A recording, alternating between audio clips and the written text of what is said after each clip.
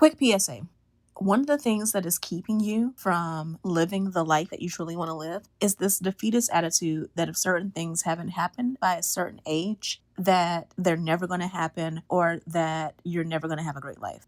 And I want to encourage you to recognize that sometimes there's a reason for delays and that also you're probably at a place in life where your life is just beginning, not ending. So, welcome. My name is Keshia Rice. I am a dating coach and hypnotherapist. I help women learn how to recognize the unhealthy relationship patterns in their life, learn how to set boundaries, have standards, and create their own terms of attraction so that they can be in a healthy, loving relationship. And first of all, I wanted to make a confession. I have been in kind of my own little hole for the past few weeks, few months even. And that is why, one, there have not been any new episodes of this podcast in several weeks, I think like a month, right? So I apologize for leaving you hanging. Also, I made references, I believe, in the last few episodes about how this podcast would be ending to make way for a new podcast. That new podcast is also not out yet for the same reason. I have been dealing with health stuff. No worries. I'll straighten out now. I've been doing a lot of like prayer, meditation, inner work, working on my own mindset. You know, these things that I coach about. I do the work myself as well.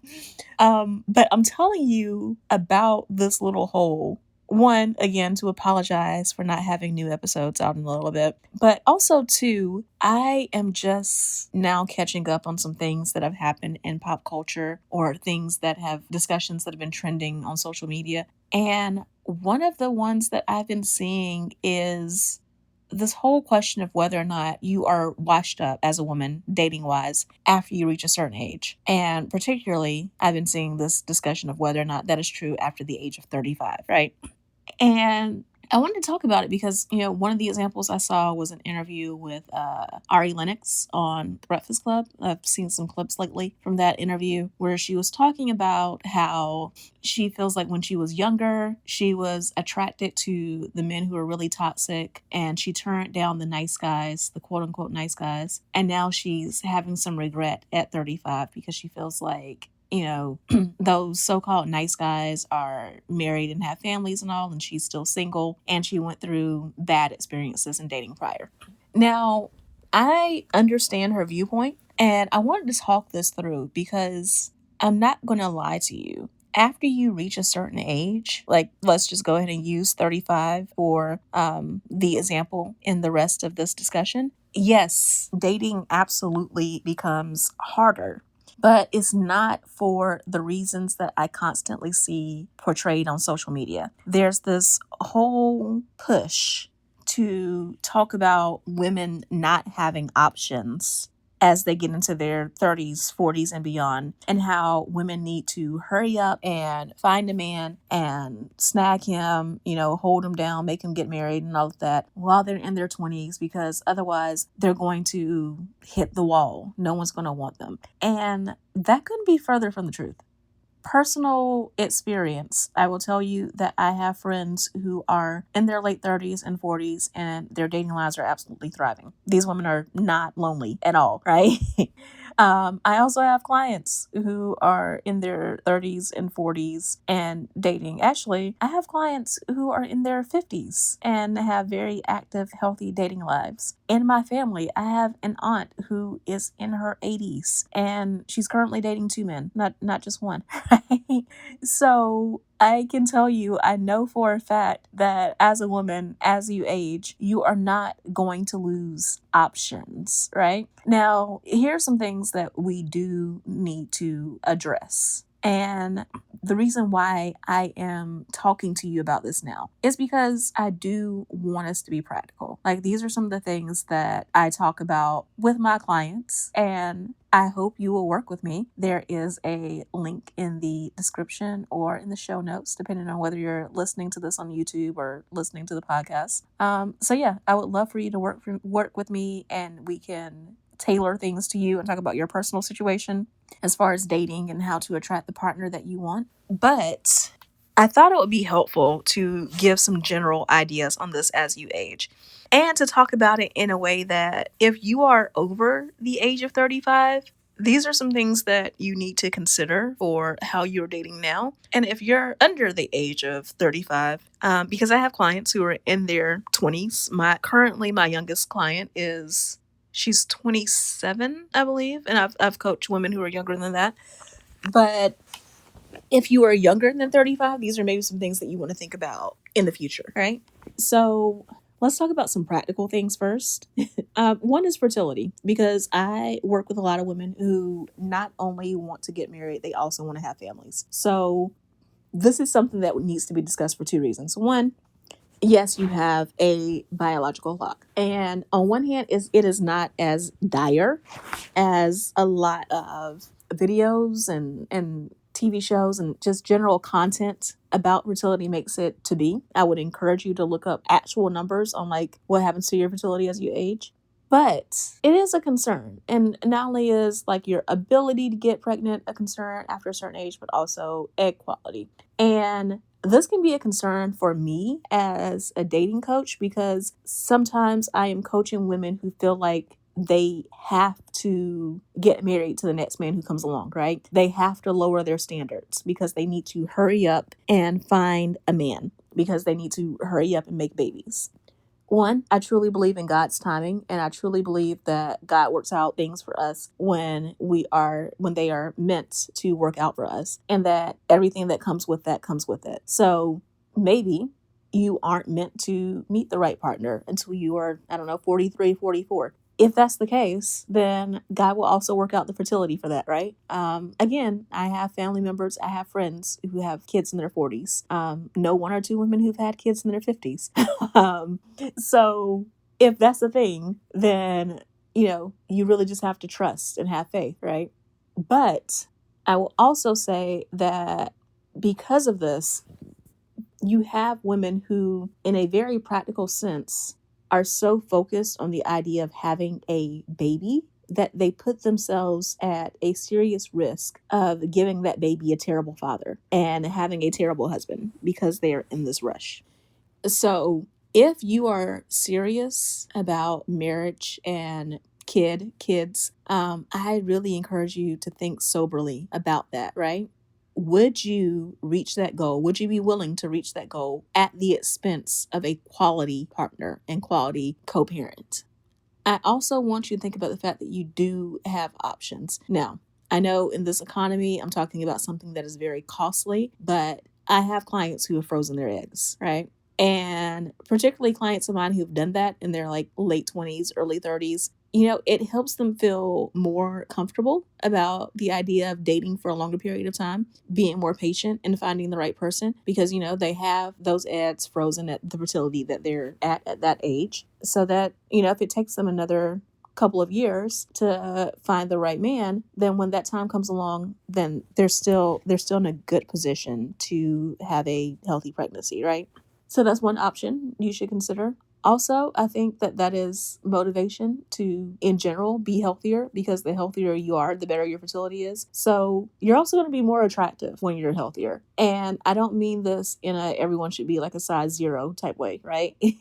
But I do mean being at your best shape and size, whatever that is. I mean, having the stamina to be able to go on walks when you're with your partner, do activities, eating healthy. And again, this is not a size or weight thing, because there are very unhealthy size 2s. And there are women who are size, 8, 10, 12, 14s, and they are healthy. But you should be at whatever is the best shape for you and your body.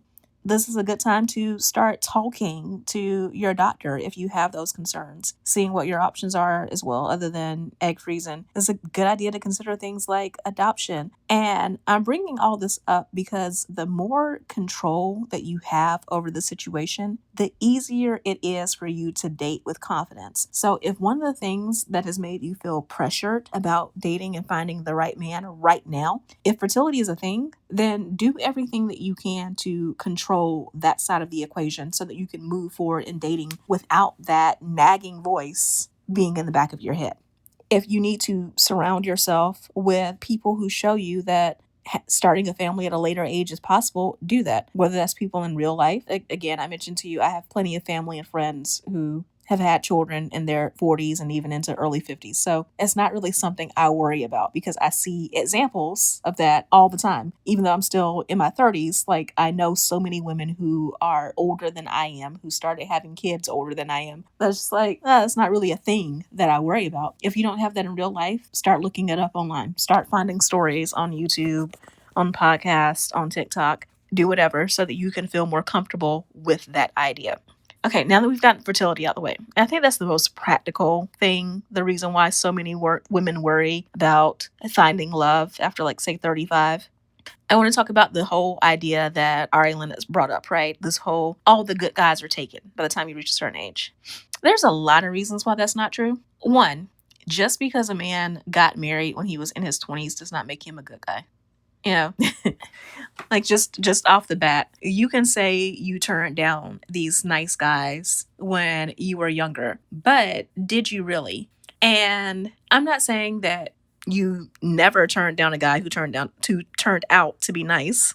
Sure, that probably happened. But one of the things about being in a romantic relationship with someone is there is so much that you won't know about a person until you are deep into a serious relationship with them.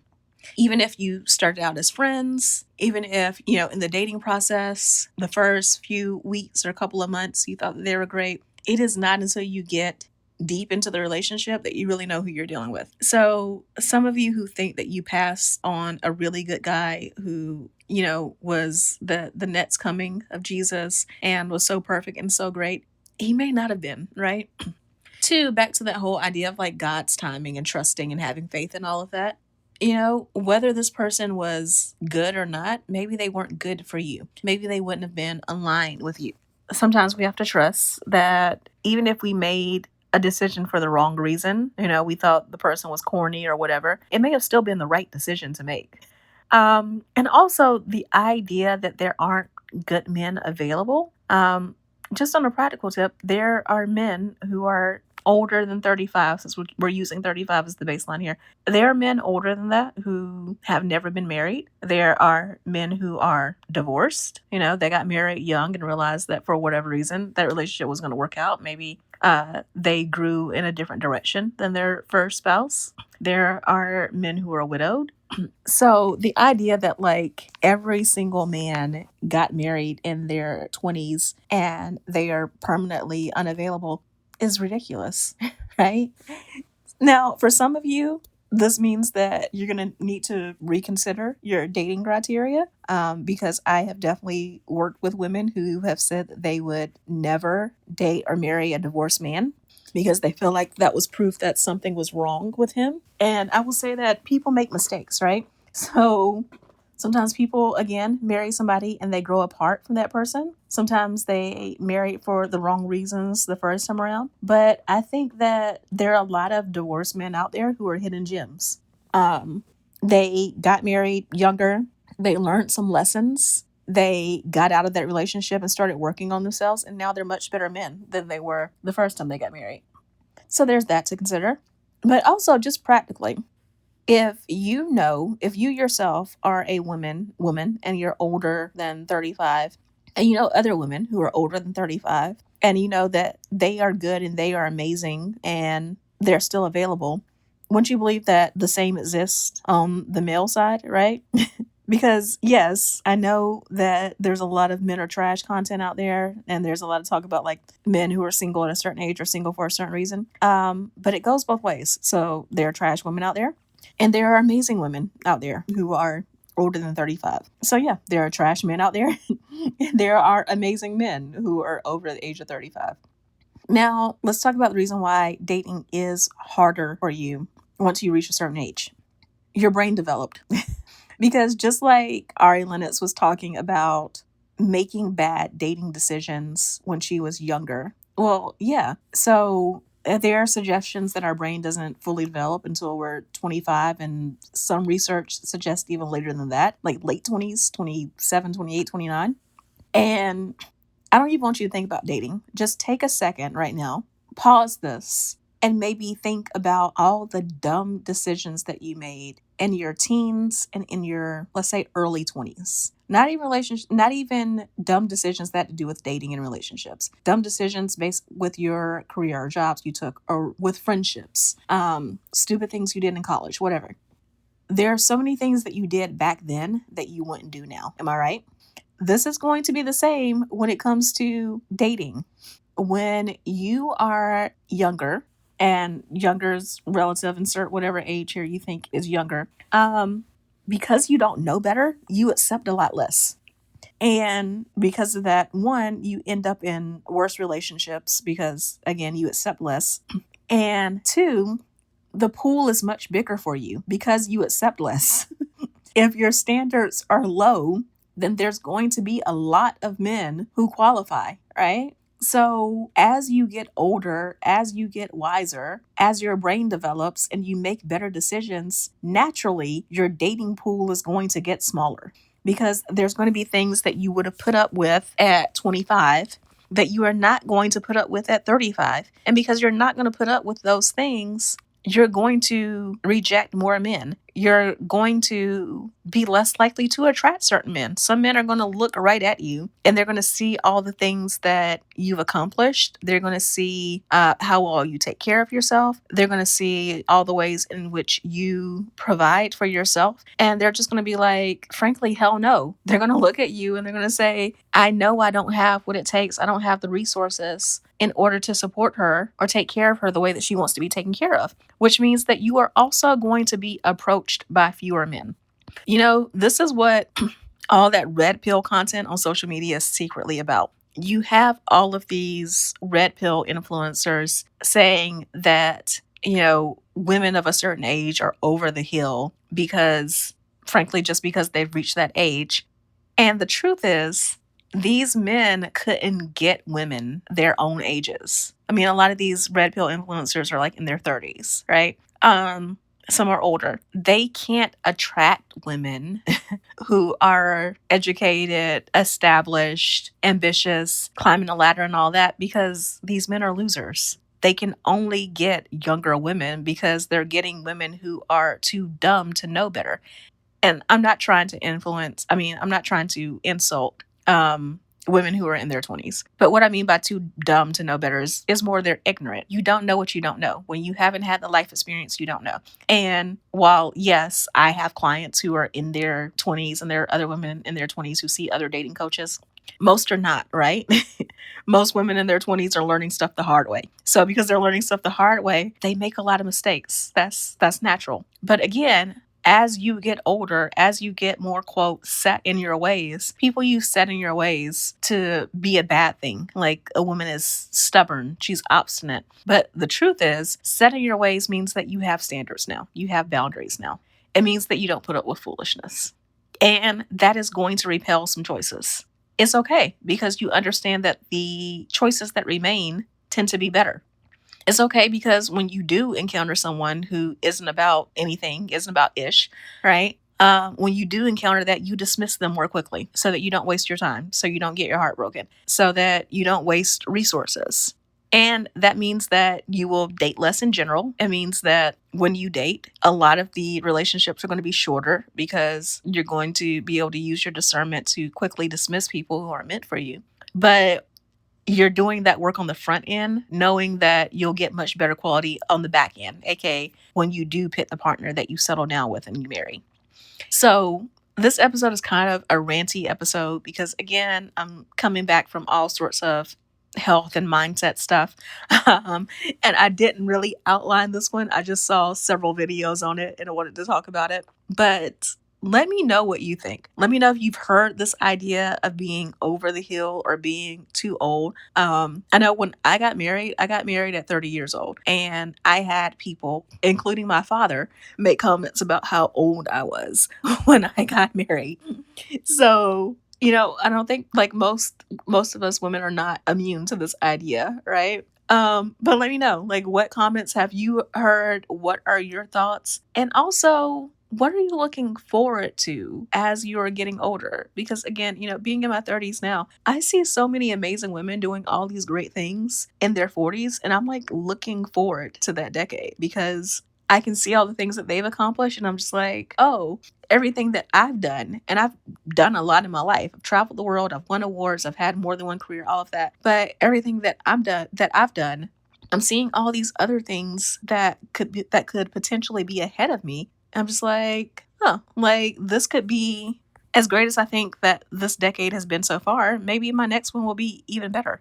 As much as I love my husband and my marriage now, maybe it'll be even better when we're both in our 40s, right? So let me know what you've heard, and then let me know what you know is true. The true things that you've seen about women aging like fine wine, about women finding the best partner, the best career, the best years of their life after what they were told was a plateau or a wall. So hop in the comments, keep the conversation going with me. And also, again, if you want to work together one-on-one, check out the link in the show notes or in the description. I will talk to you soon. Love you so much. Bye. This podcast is brought to you by Contessa Digital.